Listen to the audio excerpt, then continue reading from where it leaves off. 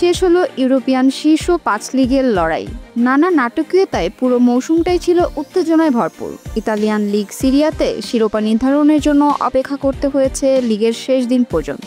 নাটকীয়তা শেষে বিজয় নির্ধারিত হওয়ার পাশাপাশি নিশ্চিত হয়েছে পরবর্তী মৌসুমের চ্যাম্পিয়ন্স লিগে খেলা দলগুলোর নাম।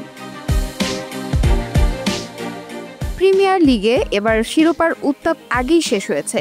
4 ম্যাচ হাতে রেখে চ্যাম্পিয়ন্স হয়েছে লিভারপুল। তবে চ্যাম্পিয়ন্স লিগে কারা খেলবে তা নিয়ে চলছিল চতুর্মুখী লড়াই। শেষ পর্যন্ত গতকাল রাতে লিগের শেষ রাউন্ডের ম্যাচ দিয়ে মীমাংসা হয়েছে চ্যাম্পিয়ন্স লিগ স্পটের প্রশ্ন।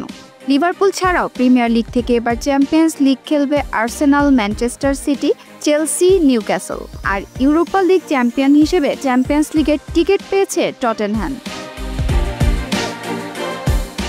এ মৌসুমের শিরোপা লড়াইয়ের সবচেয়ে বেশি উত্তেজনা ছিল ইতালিয়ান লিগ সিরিয়াতে। শেষ দিনের নাটকীয়তা শেষে ইন্টার মিলানকে পেছনে ফেলে লিগ শিরোপা জিতেছে নাপোলি। তাদের সাথে চ্যাম্পিয়ন্স লিগের টিকিট পেয়েছে ইন্টার মিলান, আতালান্তা ও জুভেন্টাস।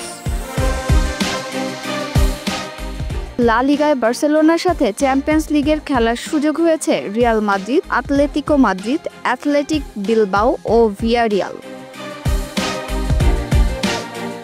বুন্দেসলিগা থেকে ইউরোপিয়ান শ্রেষ্ঠত্বের লড়াইয়ে অংশ নেবে বায়ার্ন মিউনিখ, লেভারকুসেন, ফ্রাঙ্কফুর্ট ও বরুশিয়া ডর্টমুন্ড। ফরাসি লিগের চ্যাম্পিয়ন পিএসজির সাথে চ্যাম্পিয়ন লিগের টিকিট নিশ্চিত করেছে অলিম্পিক লিও ও লিল।